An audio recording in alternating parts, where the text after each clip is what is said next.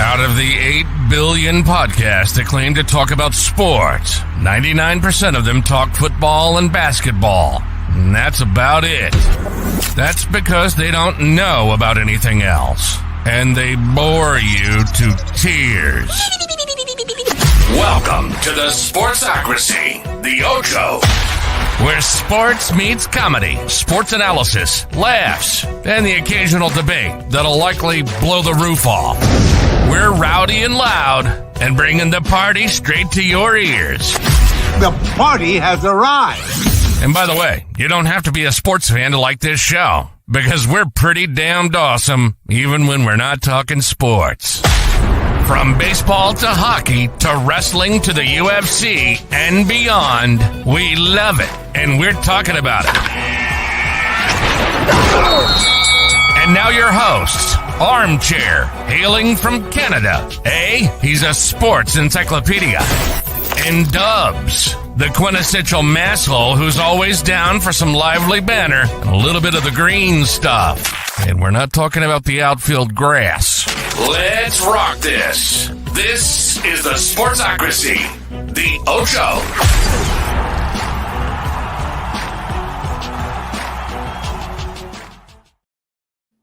Ladies and gentlemen, boys and girls, welcome into the Ocho. I am, of course, Armchair. Dubs, what's happening, my friend? Not much, man. Another beautiful Wednesday. Back in this bitch. It is cold as fucking hell here. Yeah, it's cold as shit here. I had ice. I had one of those drives to work where you're just you don't have time. Don't have the time to get rid of the ice. And I was just looking right through it like the Ricky Bobby. I forget what sticker he gets across his windshield. Fig Newtons or something. Nutter Butter, some shit like that. But you're just like, all right, it's a little thought out over here. It's thought out over here. It's not fun. Not fun at all. We got a different, not fully different, but a little bit different show tonight. Hockey, which has been our main, the backwards hat guy. My hat's downstairs. I don't have it. It's not on. You got to see. This is corporate Dave. It's corporate AC.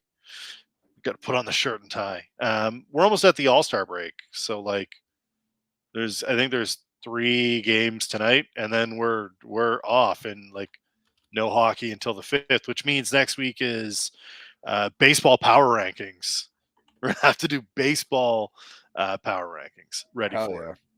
Preseason. Yeah, it's we're gonna get the too early power rankings. The way too early power rankings, which are always my favorite kind of power rankings because they make no damn sense, and everybody always comes back and why would you put the Dodgers at 3? And it's like, well, yeah, whatever. Hey, let's start off with the lead. Stephen Tao going to break us off right away. Orioles. You can read my Angelos mind. sells the Orioles. How do you feel about that? Gone. I mean, $1.7 billion. Billy? Just a Billy? Just a casual Billy. Oh my God. I wish I could have just had a little bit, $1 maybe, something, just little scraps tossed my way. But the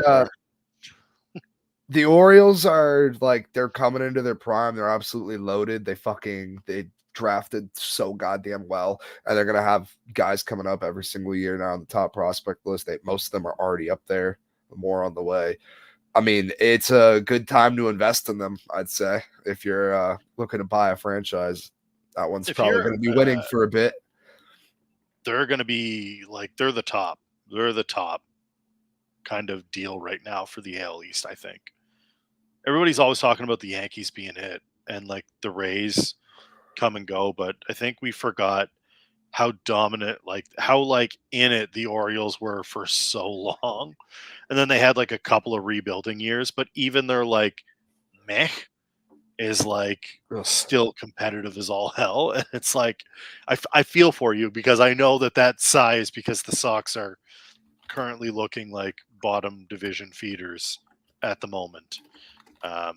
And to be honest with you, I don't know how the Jays are getting out of that either. So the Orioles are unbelievable.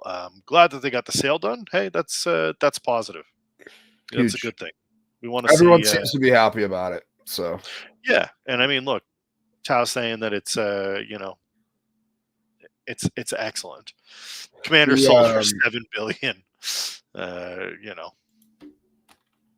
Yeah. The fucking my bad, I got distracted. The Orioles that whole team is loaded for a while. I put in the chat, if you could build an MLB The Show team, it'd be like the Orioles. You just load up on prospects. You're just set for a decade. Yeah, 40% of Papa Pete dies. Cal Ripken's part of the ownership group. I like that. Grant Hill's also in there. It's a good ownership group. Yeah. The Blue Jays made a major signing. We made a signing. Grabbed Mr. Turner on a 1-year, $13 million deal. He's 39, so he's not a spring chicken, but I'm gonna be honest with you, guy can still rake. Yeah, he can. And Rogers Center is a very hitter-friendly ballpark, so I will. Crazy. It's like my team needs a right-handed power bat. Listen, my team could really use a third baseman, and the one that they used to have, they still want to bring back, but they're not doing it, and I couldn't tell you why. So, I saw there was a couple of other super minor signings, but that leads me to the ultimate question. So we got a week and 2 weeks. 2 weeks until pitchers and catchers. It's like 12 days, isn't it? It's getting there.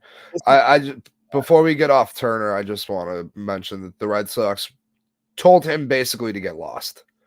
They said, "No, we're good. We don't want him." Oh, he's going to hit. They came to them for handed power bottom. Always go power bottom. Always, they generate the most power. That whole Sunny fucking bit back and forth is top notch. But the Ken Rosenthal was on a podcast this week, and they asked him if the Red Sox were trying this season, and he answered the way we already knew, but he goes, no, they're not trying. He said it's inexplicable to him why the way that they're running this thing. Also, they just made the Red Sox ownership group just made a whole PGA $3 billion deal. Stop it. Stop doing other shit. Stop soccering, stop hockeying, and stop fucking golfing. We need to fucking focus on the team. You can't spend money on the Red Sox. Why are you going to spend money elsewhere? It drives me crazy. But the Justin Turner just sent me back into my rage. I finally blocked them out for a couple weeks, and then the whole, he signed for exactly what he came to us for less, and then we were like, nah, it's too expensive. $13 million is nothing for someone of his caliber of hitter, especially for a team that needs a right-handed power hitter.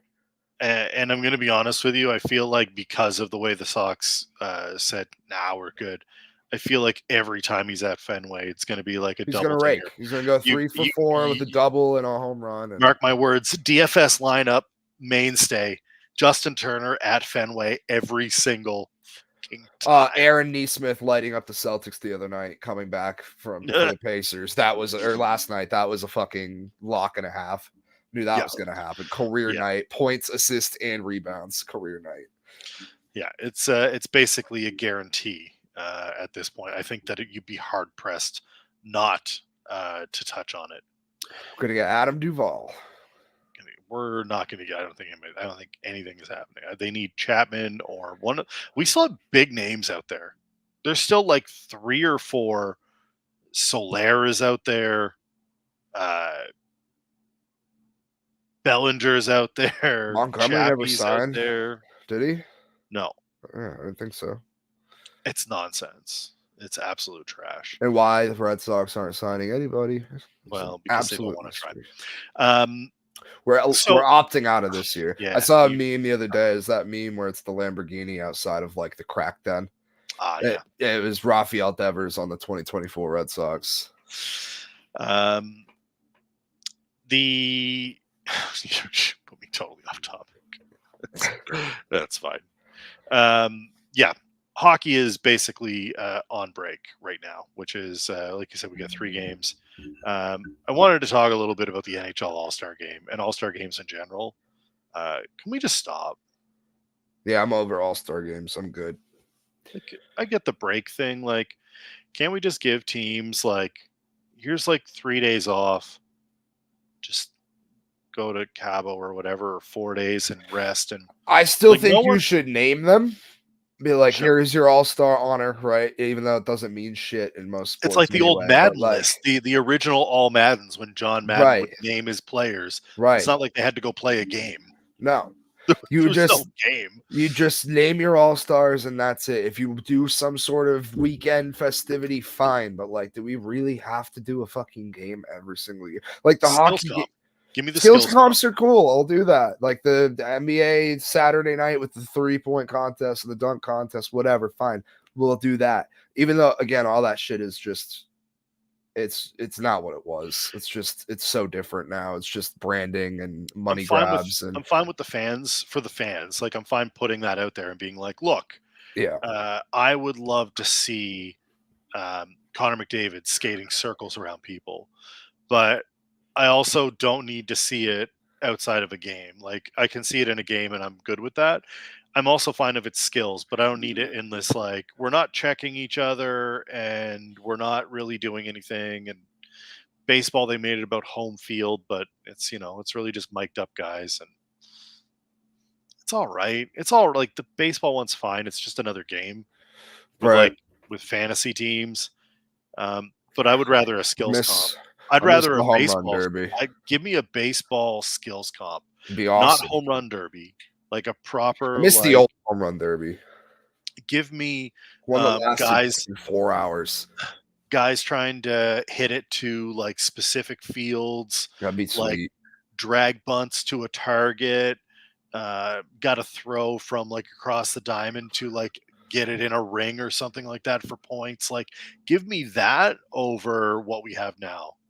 NHL All-Star Game is trash, and they divided it up so it's like, oh, it's ridiculous now. A mini tournament now, and like the winners get money, and it's like, sure, like if you're John Scott, that matters, but Connor McDavid and his 10 million don't care about Doesn't give a shit about that. Less than if like it comes to your city, I get the in-person experience is probably awesome. Like if the MLB All-Star Game comes back to Fenway, which it's looking like it might. Yep. I'm definitely gonna go. You know what I Why mean? would they reward Fenway with the All-Star Game? Like, they should not trying, and they're like, you know what? You know what? Here's a bunch of money for you. They're gonna force Boston to play. They're like, we're gonna make you play. Yeah, you're gonna have to do it. You're gonna go to this All-Star Game with one representative, Rafi Devers, at home. Brutal. Rafael Devers versus everyone. Yeah, versus the world. That's how it feels. Him and Tristan Cassis. But anyway, the All-Star Game in general is just, it's ridiculous. I get it back in the day too, like when they were first created, you're not going to see all those guys all the time. You know what I mean? But now social media, you see all of those guys doing highlight shit every single night.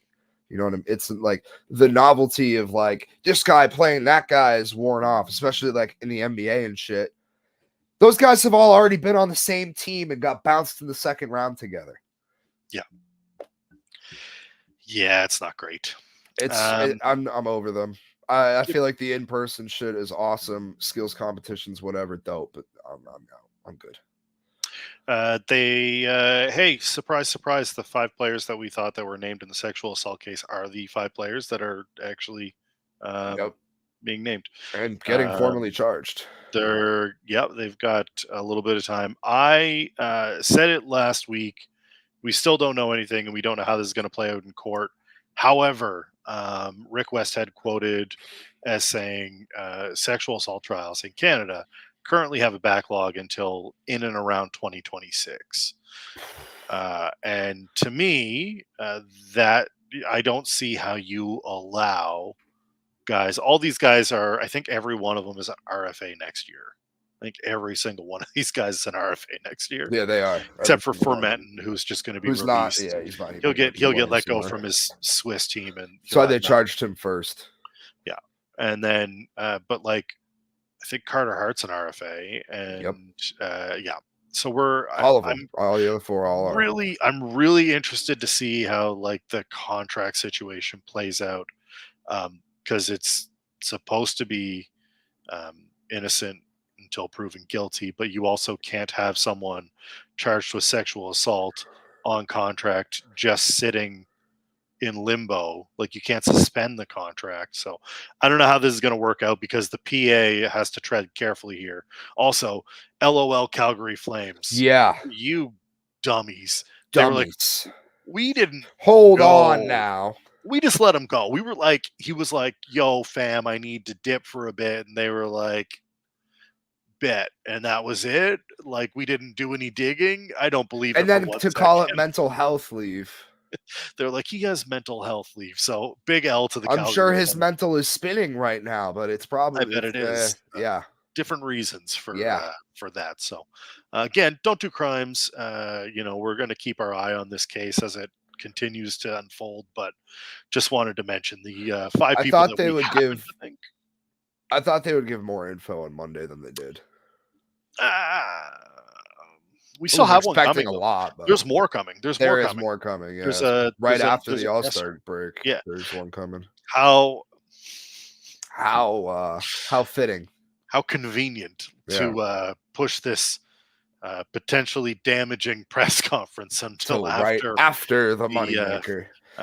Also, LOL to the NHL who launched the news of the Utah expansion. Someone else is looking at expansion. I saw too. Atlanta. They just got passed 4-1 vote to enter into a non-binding memorandum of understanding with the development team behind the gathering at South Fourth site. Basically, all of the other stadiums that got built in Atlanta, this is the process that it started with, and it's all going the same way. So great. Yeah. Do they go back as the Thrashers? No, they can't. Please don't. They can't, right? They can't. They got to do something else, something new. And Utah, can we name it something to do with Utah instead of Jazz? Like, I got a great team here. I wonder what I'm going to call Jazz. Let's call it the Jazz. Throw it in Utah, and our mascot's going to be a bear. All of those things make sense. Yeah. I see. Chops up a line with a razor blade. Yes, the noted Mormon cocaine user. Yeah. Through the roof. The extremes. Hey, we got some F1 news. Hey, not good F1 news. Kind of upsetting F1 news. So trying to add an 11th team to the grid did not go as planned. Formula One has formally rejected Andretti and Cadillac's joint bid to enter the championship in 2025 or 2026, but has left the door open for the team to enter in 2028. Andretti and Cadillac, a General Motors brand, had formed a technical partnership to join F1 as an 11th team. The bid was approved from a technical perspective by the governing FIA last year, but it had to go in front of F1, and they said no. They rejected it because they want General Motors to build their own power unit instead of like buying off of a different team, which is currently what Haas does. It's what almost everybody does. What most of them do. So they're like, no, go get your own shit, and then you can come play. Almost every other team, I think, has at least some sort of piece. You would think every single year they're adding a new course in America and trying to pander to American fans, and they have the hit with a Netflix show. Why would you? It is done, by the way. That's kind of tough because it was dope. It was. Like, why would you deny this? It doesn't make sense if you're trying to open a new, like, broaden your horizons here, get to a new fan base, get new fans in general. Like, why? Especially when Haas, your one American team, sucks. They do, and they don't spend money, and they constantly at the bottom, and it's. Which right-handed power bottom. Okay, let me ask you this. First off, which bottom feeder team gets out of the bottom and starts competing mid-grid? So not for the top. I think we can all agree that the top is the top four right now. Yeah, it's Mercedes. It's Red Bull, Mercedes, McLaren, and Aston Martin. Ferrari, sorry. Ferrari. And then Aston Martin's kind of in that fringe. They started real hot last year, but then like everybody else upgraded their car, and then Aston Martin's upgrade was like And they have Lance Stroll, which is not even close to competitive. Severe handicap. Yes, great tennis player though. Fantastic. Maybe he should have followed that. Yeah, the Papa won't. But who's the team? Who's coming out of the mid grid? Is it Williams? Shocked. It's Williams. It's got to be Williams, right? Yeah, they got I think they have the best drivers out of the rest of the group, and they're looking good. They have all those Mercedes parts. If you put who's your like low key favorite driver? Like, let's not talk. So everybody, like, I'm a Lewis guy. I always respect Hamilton. You know me. And Evil Empire. I'm good with Maxi boy. Yeah. I like it better when they were competing. Last season kind of sucked. Last season sucked a lot. I'm a Max guy, and last season sucked. It was so boring. But who's the most entertaining? Let's take Danny Rick off the board. We're going off the rails here. I've always liked Gasly. Gasly. I'm a Yuki guy, man. Yuki's fun too. Give me Yuki Tsunoda. Like, give me Yuki Tsunoda radio. The radio's awesome. He's like, they're talking to him. He's screaming like, back he's at just screaming swears. It's nothing. And then he gets out of the car. The fun part is like, the happiest go lucky guy. But when he's driving, it's like, don't fucking talk to me. Yeah, I don't care about the brakes. Yeah, fuck the brakes. Don't talk to me during braking. I'm sad Andretti didn't get in. Me too. That would have been awesome, man. We're still a ways out. A lot of teams don't want more congestion on the grid, but I'm going to be honest with you.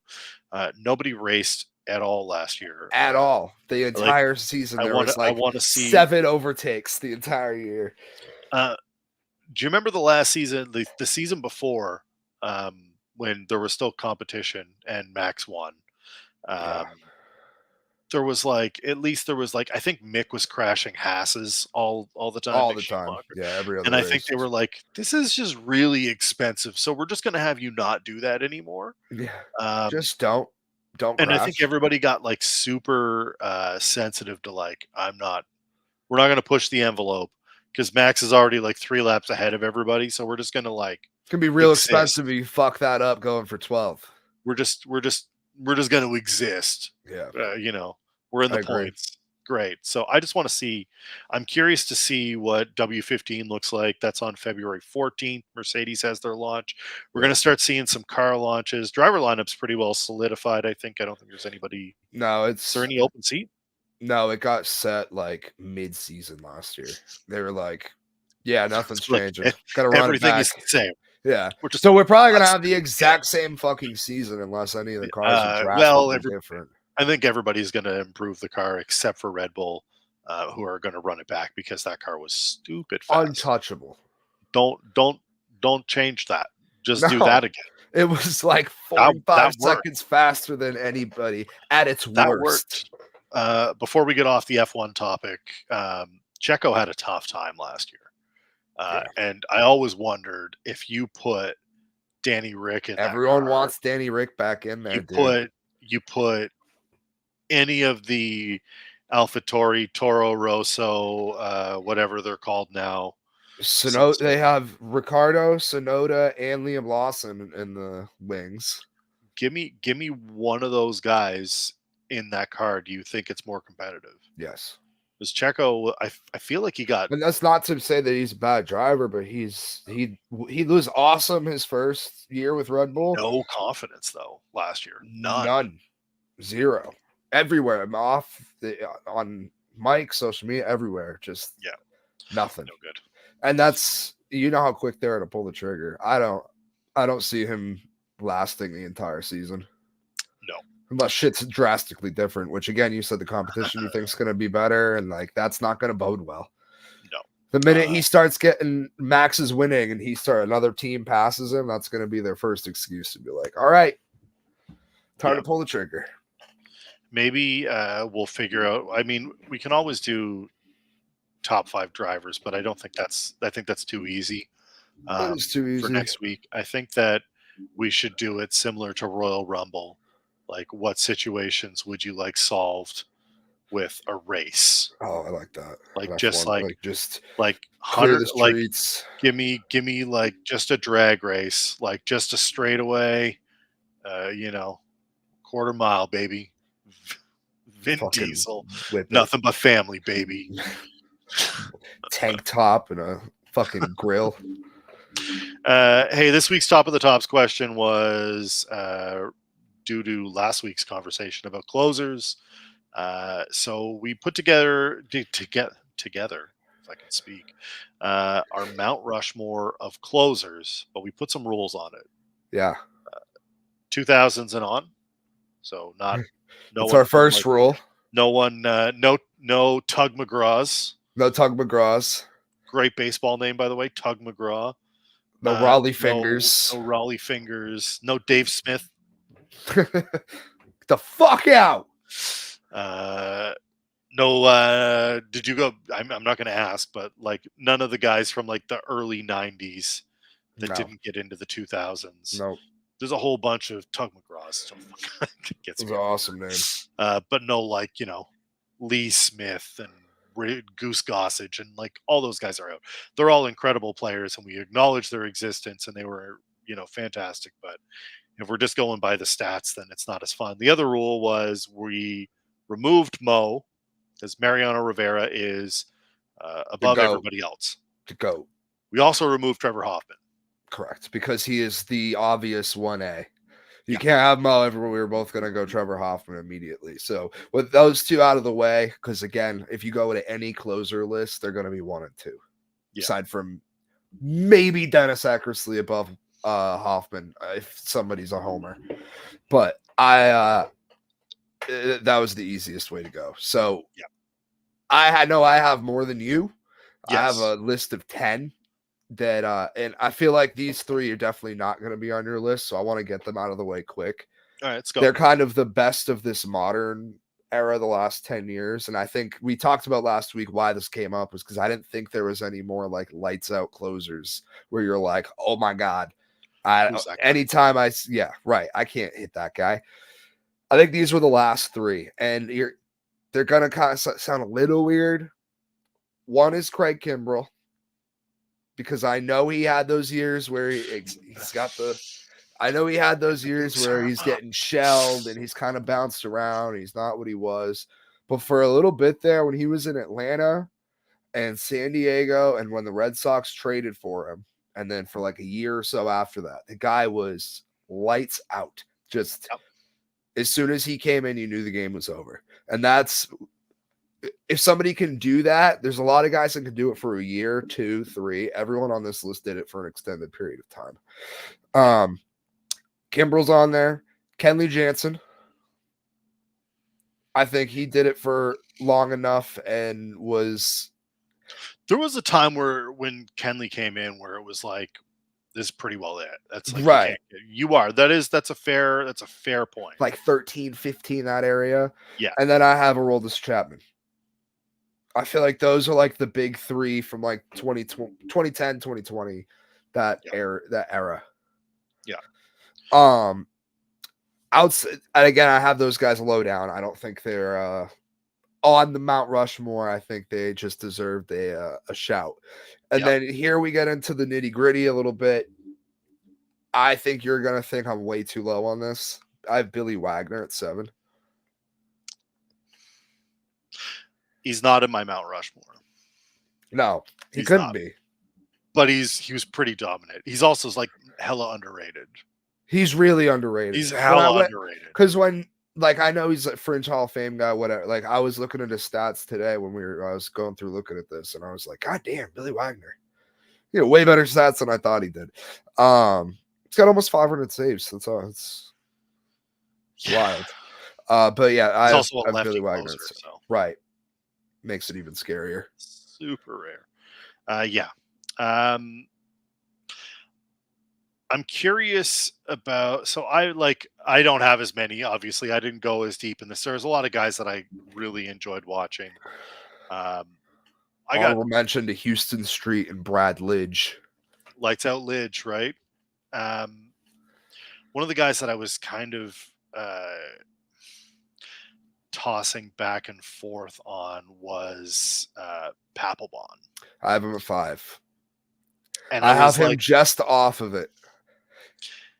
Because there was a time where he was just not even close to being touchable. No, that whole when he first came up, like that 06 to like 08 area, 09, you couldn't touch him. That 07 World Series, anytime he touched the mound, that whole postseason, it was over. Honorable mention to Keith Folk. Keith Folk was a dog. Keith Folk, because he was part of the Red Sox. I think about Keith Folk way more than I should on a daily basis. They're like, what's it? You know, they're like, oh, guys, think about Rome once a day, like once a week, whatever it is. I think of Keith Folk. How you feeling about Joaquin just sacrificing his arm for my happiness in 2004? Never the same after that. Joaquin Soria. Joaquin Soria. He was pretty good. He hung around forever, didn't he? Yeah. Like Royals, Rangers, Tigers. I feel like he played. He was a mainstay on the Rangers for a long time. Yeah. Joaquin Soria. I remember. Yeah, he was pretty decent. Lights out for a minute. Heath Bell. Heath Bell was really good for a second. I remember he was a setup guy for Hoffman, and then when he left, he transitioned into the closer role. Yeah. And he was fucking awesome at it. And it felt like nothing changed. Yeah, you're like, oh, this guy's fucking lights out too. It's too bad the Padres can't carry a lead into the 9th inning, or else they'd win all the time. Sorry, San Diego. All right, give me your next. So Papelbon was at 5. In between Wagner and Papelbon, I have Eric Gagne. Because it was brief. Gagne's my 4. It was brief. I had him at 4 for a second, and then I knocked him down because there's a couple others that I snuck in there. And actually, you know what? Now that I'm looking at this, because I have Mo and Hoffman on here, he actually did slip into my top 4. He's 4 outside of Hoffman and Mo.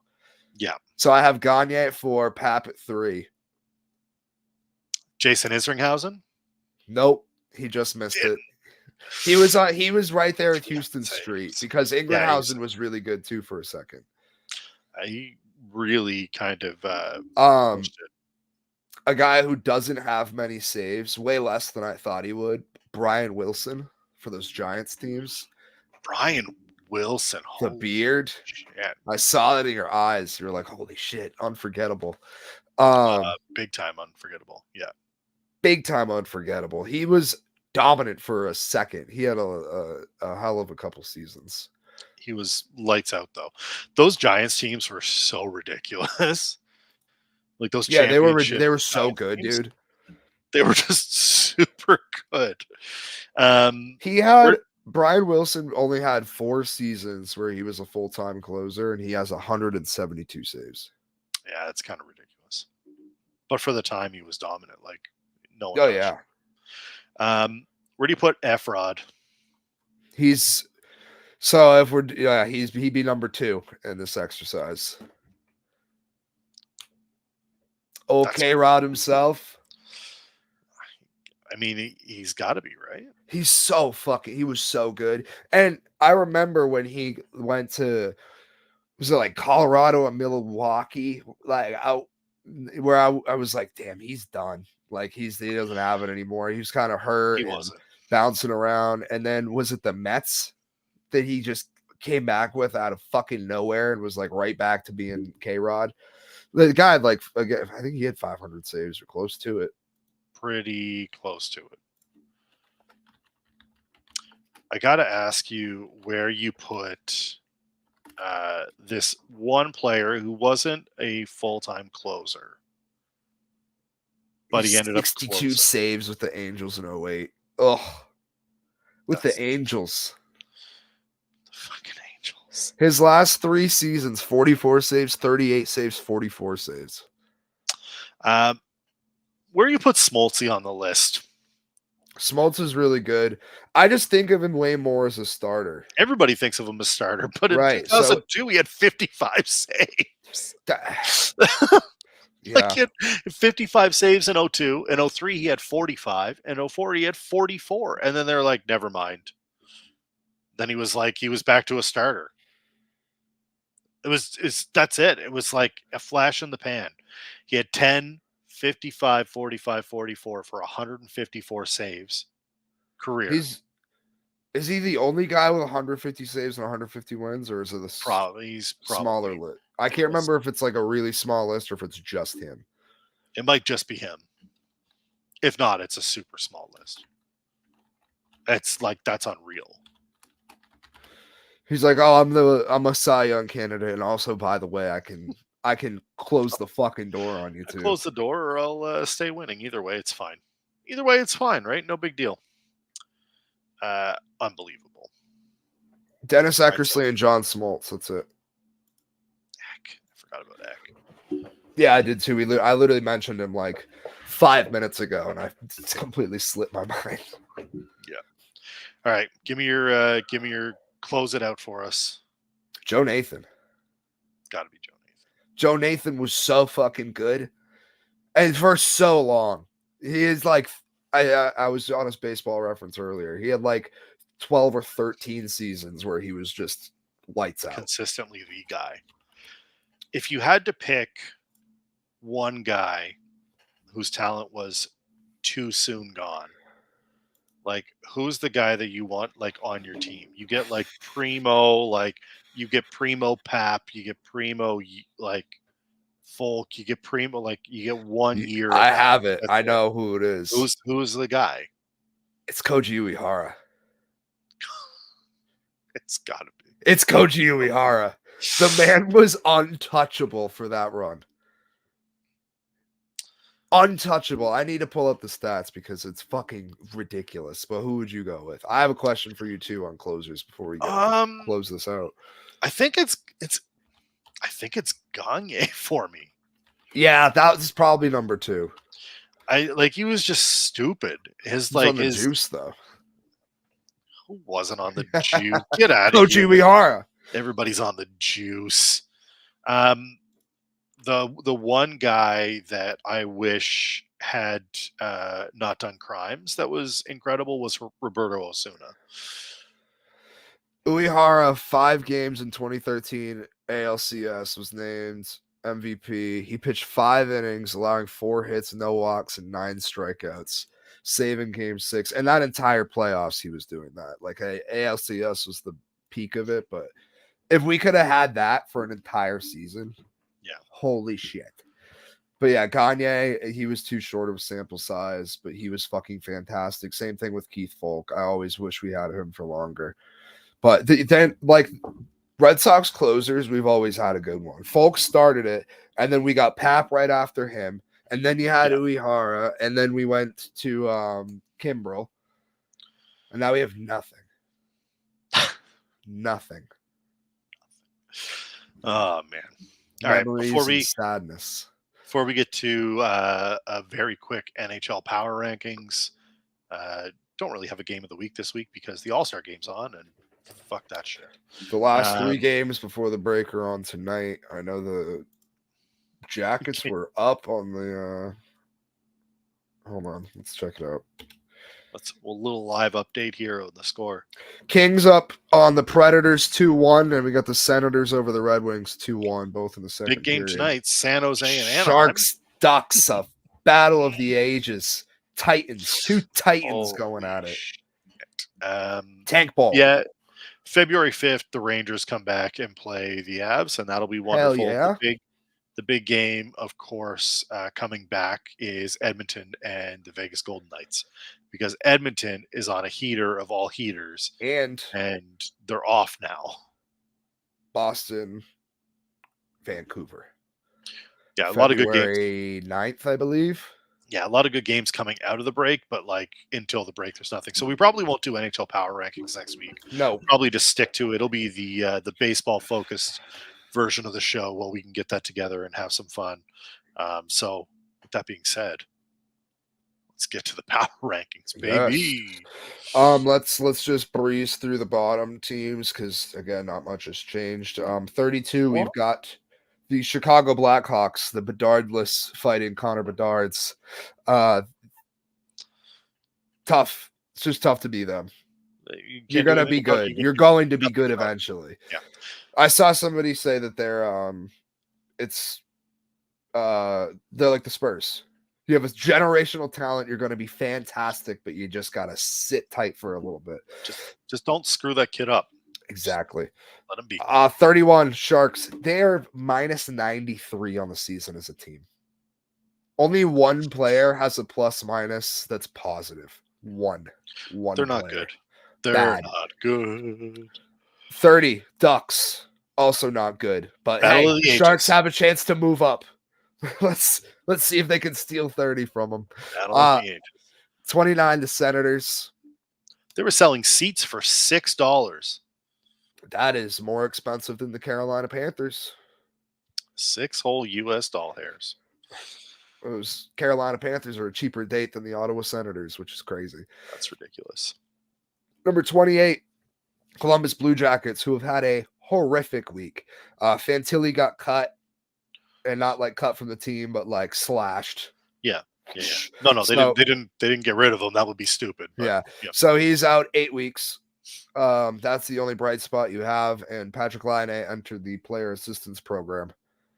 Note, Calgary Flames. This is what you do when someone enters mental health. You explain what's actually happening, not just be like, "Oh yeah, cool.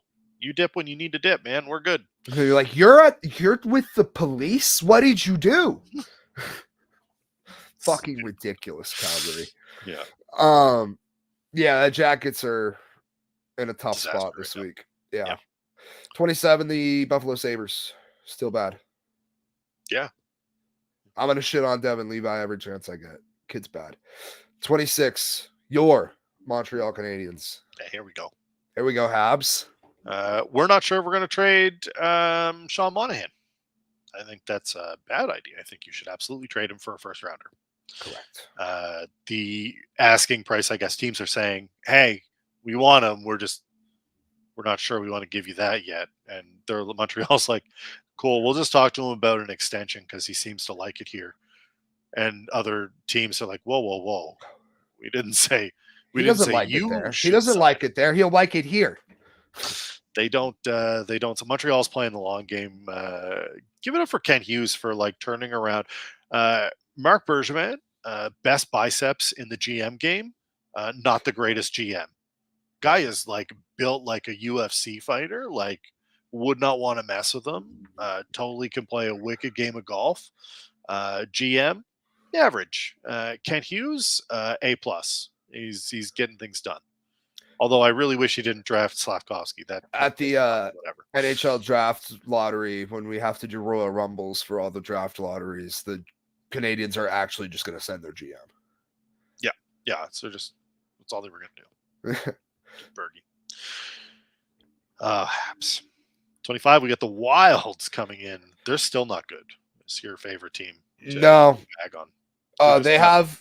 You know what's fun about them is they have no cap space too. They're this bad and they have no cap, no depth and no cap. Number 24, we get the University of Phoenix online Coyotes. Yeah, they are falling off quickly. J. Cole's the fall off coming soon. Can't help it. 23, the Washington Capitals. Steven Taz, Washington Capitals. Alex Ovechkin has 9 goals in 44 games, and they are 30th in offense. Someone needs to score on that team. Yeah, it'd be great there. Sean Monahan. You know who needs that first round pick? The Washington Capitals. Desperately. Can we give you Sean Monahan and you actually tank? That would be great. If you could go ahead and tank for us, that would be fantastic. 22, the Calgary, You did what? The Calgary whats? Yeah, you big dummies. They're in free fall anyway. All their guys are gone. Yeah. They're going to start selling shit off. The fighting Patrick Waugh, 21. Yep. Yeah, the fighting Patrick Waugh. They lost to the Blackhawks. Can't do that. They'll turn it around. They got to figure out what they're doing. 20, the Kraken started slowly, surged. Now they're leveling out again. They got shut out by the Sharks, though, and you can't do that. I'll refer to my last statement. You can't do that. They'll probably climb before the end of the year, though. Probably they'll make it close. 19 Devils. They're Hard in fall. tough, man. That's a tough spot. They So lost they their lose- two best players. They lost their best defender and they lost their best offensive player. They're Guy in who was trouble. putting up 2 points a night. Yeah, they're in trouble. Gone just like It's that. not good. Not good. Not coming back. Congratulations. Number No 18, we goalie. got the Blues. St. Louis. They play games like they're like. Oh, the I definition moved of the average. Flyers. Oh, That's right, on right. me. That's on me. I moved the Flyers to 18. Everyone else got jacked up a spot. Yeah. Flyers The, are there. They also lost their starting goalie forever. So. They sure did. Although For they're TBD. Harrison or whatever his name is seems to be like Harrison, good. yeah, he's been good. They're gonna ruin him though. They'll fuck They're it gonna up. They'll yeah, fuck it up. he's gonna And they'll get bring in a backup who's atrocious, and that will just ruin the confidence in that goalie room. They've also lost, I think, 5 straight going into the All-Star break. So not a great place to be if you're Torts. Not a good place to be if you work with Torts. Imagine your Torts and your I goalie's can't imagine being Torts. Torts goes, hey, where's my starting goalie? And the GM, Danny Briere, has to go, yeah, he's getting charged with the sexual assault. Your Torts just going, you see this, what? You see that locker room? He's just going to throw What do you want me to do? Throwing garbage cans left and right. He's Yeah. just heaving things all over the place. Fucking embarrassing. It's great. Never change, Torts. Never change. No. 17, the St. Louis Blues. Yeah. They're the complete opposite of the Flyers right now. They're winning all of a sudden. You're Yeah. like, oh no, don't look now. They're going to bring up a goalie from the minors and go to the fucking Stanley Cup and ruin my dreams again. I still think they're an average team. I think they're a league average team. I think they are right in the middle of everything. I think that they don't have anything that scares me. Correct. I think that they have enough talent to make games difficult, but not enough talent to win you the Stanley Cup. No, good goalie. Good goalie. Number 16, the Penguins. I like the Pens. It's Old Faithful, man. They're just, It is Old Faithful, and if I had to bet if they're going to make it, like I said, I do think they're going to do it. But Friedman said on the NHL Network, I don't think that they're going to be buyers, talking about Pittsburgh. They're not going to be trading first rounders or second rounders or their best prospects for short-term fixes. I think this team realizes it needs to rebuild some of its capital. So they're exactly who they are. They're not getting any help. It's all on Mel. It's all on Gino and Sid. If you guys want to win this shit one more time, you got to do it. You, Carlson. That's it. Have fun. Have fun. 15. Preds. They are 1-3-1 of their previous 5, but they're a decent team, you know. They'll beat you when you don't expect them to, but they don't score enough goals. They're only averaging 3 as a team this year, which is pretty low. Not enough. Yeah, it's just not enough. Then we were talking, heaping praise on Hallebuck for having a 35 or 36 games in a row under 2 goals, something fucking stupid. You can't win like that all the time. That's absolute fantastic goalie play. You're going to need more than 3 goals most nights. 4 we got the Kings. They're on the short end of a 4-3 score in overtime on Saturday. They're 0-2-2 in the past 4 outings. And they're 2-8-6 since December 28th. They were at the top of my power rankings for a while to start the season, and they are just really falling off. Those guys they paid, Dubois Line trade, like in hindsight, was like so crazy. Yeah, it's kind of ridiculous. Both those guys expected that to be a blockbuster deal, and both those guys have just disappeared for various reasons. Fizzled way out. Yeah. Kings can't score either. Same thing as the Preds. Detroit, number 13. They lost Patrick Kane, but supposedly it's not for the hip, so that's fine. He's actually been good. Just 16 points in 19 games. Kind of picking right back up where he left off last season. Good But on them. yeah, the Wings they're starting to pick it back up. They had a bad December. Now they're starting to roll a little bit. Their 5-on-5 numbers still scare me. Lightning 12. They're giving up a lot of goals. 3.29 a game, 23rd in the league. Yeah. That's got to change. Same thing with the Penguins based on pedigree. I expect it to, but that's off of pedigree, not anything I've seen this season. No. Yeah, the Lightning have 22 regulation wins out of their 20 or out of their 50 game played. 27 total wins, 22 of them are regulation. So right. I'm happy with that 59 points, and they'll be in the mix, but you got to do more to get to the end. And I'm just curious if this is like a Steph Curry situation where they're like, and we just coast until we get to the playoffs, and then everybody turns into like Coke fueled superstars. Space Jam ball. Yeah. Number 11, we got the Rangers. Real concerns about the Rangers. I mean, not actually. They can choke and die for all I care. But the team is not what it looked like to start the season. I mean, they looked like a juggernaut powerhouse, Stanley Cup pick by a lot of people. And Carolina's going to overtake them for the Metro. Like quickly. And they just got Freddie Anderson back. Which Carolina's biggest problem was yeah, they are. And the Rangers are healthy and still not performing well. Yeah. So I don't know. I got some real concerns about the Rangers right now. Number 10, I think it's the first time they've been in the top 10 in a minute.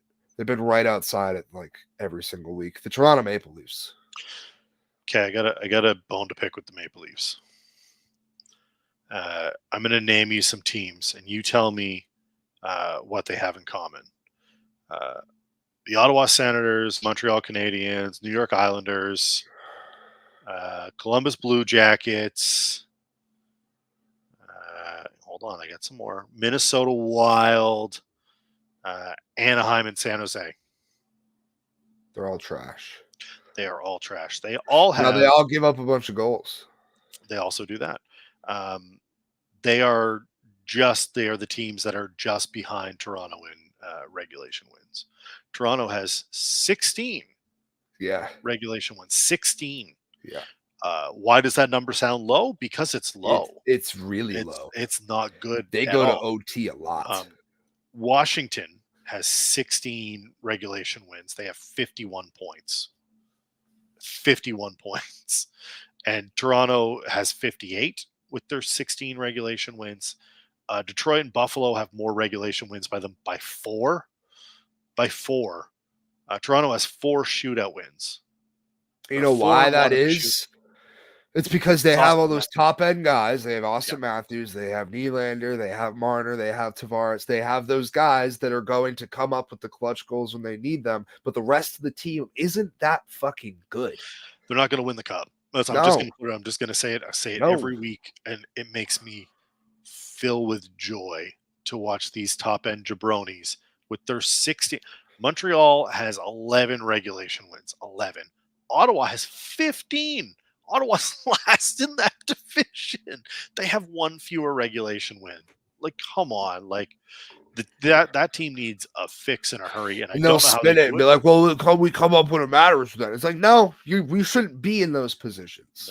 No, they shouldn't. If you're a good team, you'd be beating teams. You look at fucking Vancouver. Look at Vancouver's goal differential. Look at yours. For what it's worth, just in case anybody asks, Vancouver's regulation wins, 30. They have 30 regulation wins. Because they fucking dog teams every night. almost double what the Leafs have put up in terms of regulation wins. Like, there are the most regulation wins in the league is, I think it's 30. It is 30. It is Vancouver. Yeah. It's crazy. And people are like, why do regulation wins matter? It's because you're getting to the end of the game and winning and not having to do extra stuff. You can't count on puck luck forever. And if you're in the playoffs and you're going 7 games, you can't be going to OT every single fucking night to get the job done. Fun fact for the non-NHL fans, there is no shootout in the playoffs. Nope. You just keep playing. Also, the overtime in the regular season is 3 on 3. super conducive to letting your elite guys get free space to make a shot to end the game. And the playoffs is just fine. It's just another period. And also less guys on the ice, more people to shift through, less tiresome when you're in the playoffs. I remember the Bruins Blackhawks series. They literally played like 5 games in the first 3. Yeah, it was ridiculous. It was stupid. Absolutely ridiculous. So Toronto in tough shape, but they sit at 10 on the power ranking. They're still getting it done. We're not going to take it away from them. They're winning the games. I'm just saying the team is not built to sustain success. No, and they get in your ear like the fucking Cowboys fans, and they're the exact same thing. Cowboys, Lakers, yes, it's not going to be a bounce in the second round. Yeah. Cowboys, Sixers, Leafs, it's the same fucking shit. Golden Knights, number 9. They're 11, 10, and 4 on the road this year, which is not what you'd expect from a team like the Knights that gets talked about amongst the NHL's elite. They are, however, getting healthy. They got Aiden Hill back. Wow, Bill Carlson's coming back soon. They'll be good. They'll be fine. I think the Knights are still going to be a problem once we get to the playoffs. The Dallas Stars at 8, as good as the goalie room is, they're struggling right now in that department. The good news is the rest of the team is good enough to keep them afloat, and I think the goalies are good enough to overcome that, and they're going to get back in stride here soon. They have a dead-on 2/3 point percentage, 66.7. They're fucking every 3 games they're going to lose one. Yep. 7, we got the Canes. Like we said, they're getting healthy. The Frederick Anderson just got back. The only thing really holding them back this year has been goaltending, and now they're getting their starter back, and the Rangers are slipping. Perfect time to get healthy and steal the division back from them. Yeah, big time. Number 6, we got the Panthers. They remind me of old Bruins teams, which might add to my vitriol for them. They're physical. Their team's good enough to back that up. They have guys like Verhaeghe and Reinhart and Barkov that, give a shout out to like any goal scorer not named Austin Matthews here. Yeah. Just any. All of them. And the only reason I'm asking. Zach Hyman, he's got 30. Austin Matthews on an absolute tear. 40 goals, right? Yeah. Totally deserves it. Yep. Sam Reinhart, 37. 37. I thought he was at like 33 or 34. 37. Past is at 33. Kucherov's at 32. McKinnon's at 31. Zach Hyman's at 30. Let's not pretend that there are no other players in this league. Sam Reinhart, well done. Well done. 37 goals. Holy shit. Nobody's talking about his goal pace. We're talking about how Austin Matthews is going to break 72. Or how he's about to get absolutely fucking paid. Yeah. Kuch, 85 points, leading the league. McKinnon, 1 behind him. Pasta in 3rd with 72 points. It's McKinnon. McKinnon's going to win the Hart. Yeah, he better win the Hart. Aiden Hill, your Vezina leader at the... Which is bullshit because he's been out for like a month. Yeah, Hellebuck's the number. Yeah, Hellebuck, Demko, Swayman. There's like 4 or 5 other guys that should get up before Aiden Hill, and that's no slight to the guy. But he's been out for a month. How are you going to have him leading? Imagine being Stuart Skinner and you're on the Ripper, but like because you were such trash in the beginning of the season, everyone goes, "I have to see you do it in the playoffs." So you're just getting no fucking love. None at all. And they're all like, "Look at McDavid, 8 points in 3 games. Look at him go." Which is exactly what I'm about to tell you. But yeah, the Panthers are fucking. They're good. They are good. They got a lot of guys. They got a lot of guys. And somebody pointed this out to me. Their roster is like a bunch of like castaways. Yeah. That's how it happens. That's how the Knights were so good. Yeah. Number 5, the Winnipeg Jets, falling off a little bit, injured. They lost 2 in a row to Toronto at a home and home. But they're going to get Scheifele back. Great time to have still a dog. Great time for them to have a break. Great time for them to have a break. They needed it. Yeah. And this happened to them last year too, but it wasn't at the break. They just started having this tailspin, and then it got out of hand. And I mean, they still made the playoffs and whatnot, but It wasn't what it could have been. Number 4, the Colorado Avalanche. Nathan McKinnon. I mean, what else MVP. can I fucking say? The guy's an animal. They are pretty bad on the road, though. They're 500 on the road. Can't be perfect everywhere, man. No, you can't. I'm nitpicking, but team's really good. McKinnon, Ranton, and Makar. They got depth. Avs are good. Only thing that scares me is Georgiev.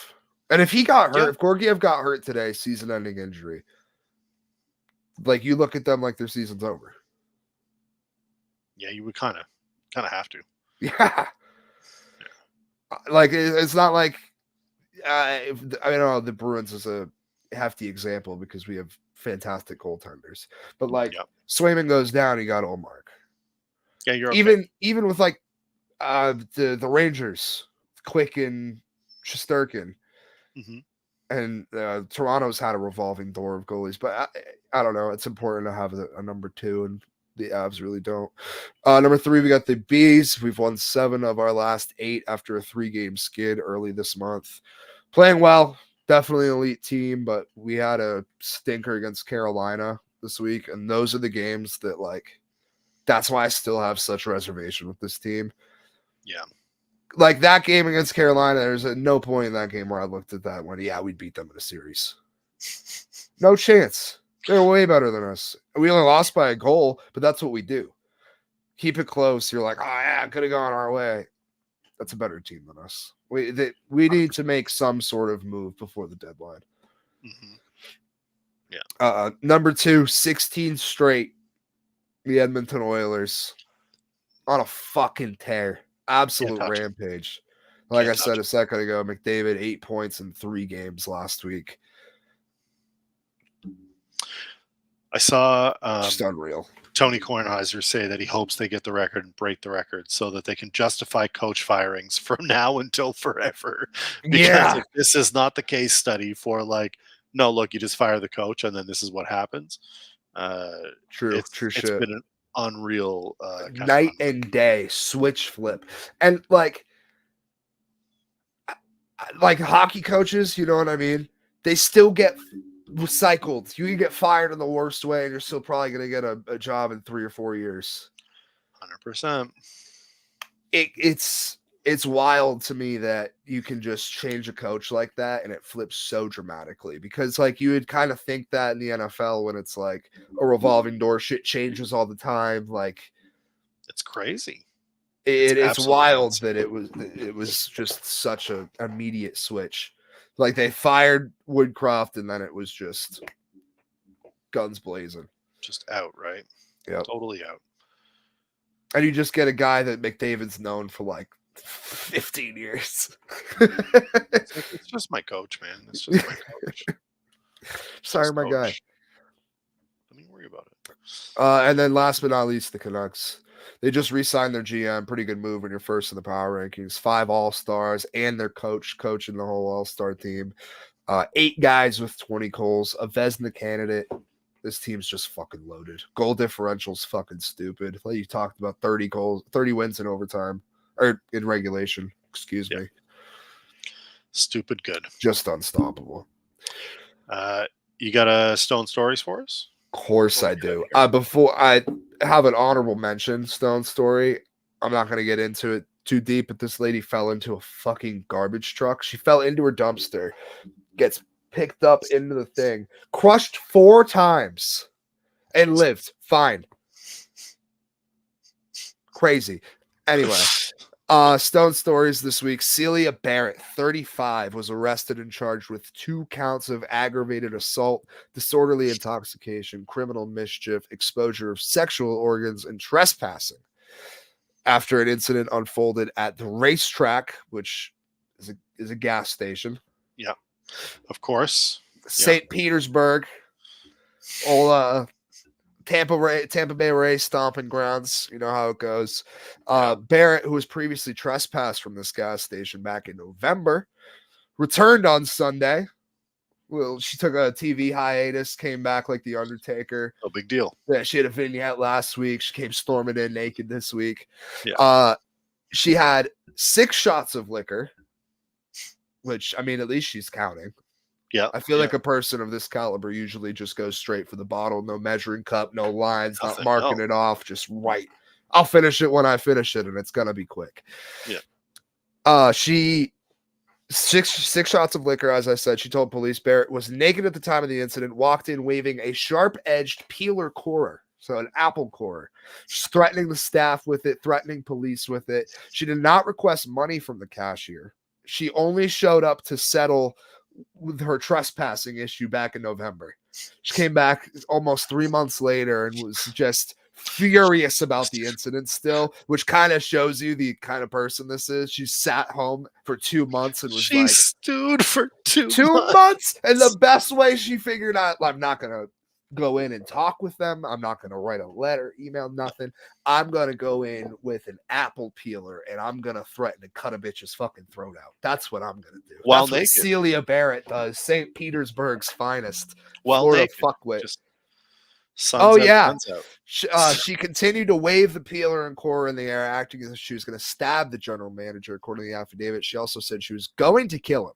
The affidavit said, but lowered the weapon and walked away. Barrett continued to cause a disturbance by allegedly knocking down a display of about 50 Red Bull drinks and destroying a carton of cigarettes. And that just sounds like a good way to capture like a Jeremy Green. Yeah. That's how you set up a Jeremy Green trap that's there. A Jeremy Green trap. Deputies responded, and as she was being taken into custody, Barrett allegedly began to masturbate on the way out of the gas station. They're pulling her out, and she's like, I'm going to finish the job. Like you would, like, I'm getting arrested. I got to rub one out, I guess. Why that would come to mind at that moment. Florida's finest. Another Stone story. As Stone stories every week, Dubs brings us the best of the rest. I had to keep you on your toes, man. There's crazy shit going on everywhere all the time. You got to keep your eyes peeled. Got to keep a lookout. It's going to be a pretty quiet week coming up. So if there is anything that you are thinking of in terms of top fives or Mount Rushmores, please let us know on the socials. By all means, we're top 10 if I'm feeling frisky like today. Like, listen, we're open to it. We want to hear your best ideas. You want to come on the show? Let us know. We'll talk about it. Hit me up. We're not. We'll vet you. We'll figure it out. We'll see if it's doable. I got a space for a third. We'll figure it out. I'll sit down with you in a ridiculous interview. I'll make the weirdest questions, and that will just be the way I vet you. Completely serious. I'll have a dish, like I'll get on wearing something crazy. Just don't bring an apple core and keep your tits in yourself. That's gonna be it for us this week. Don't follow dumpsters either, because apparently don't follow dumpsters. Yeah, dude, what the fuck? I'm not the power pod. What was the random last week? Like, I like cabbage or whatever. I like cream corn. I like cream corn. Who's that guy? Hey, I like cream corn. So who the fuck is this guy? I don't. We don't. So. I don't. Yeah. Appreciate it. Hey, listen. Appreciate it, Tao. Appreciate everyone for jumping in and hanging with us for the night. We will see you next Wednesday for our next episode of the Ocho. Don't forget to follow and like on all of the socials. Subscribe to the YouTube. Share the stream out with your friends, and we will see you next week. I'm streaming video games. I was on Twitch last night. We're on Twitch tomorrow, I think. Just playing video games with the homies. Make sure to pop in. Stone Sports Podcast, one word, no space. Go see them. All right. Peace.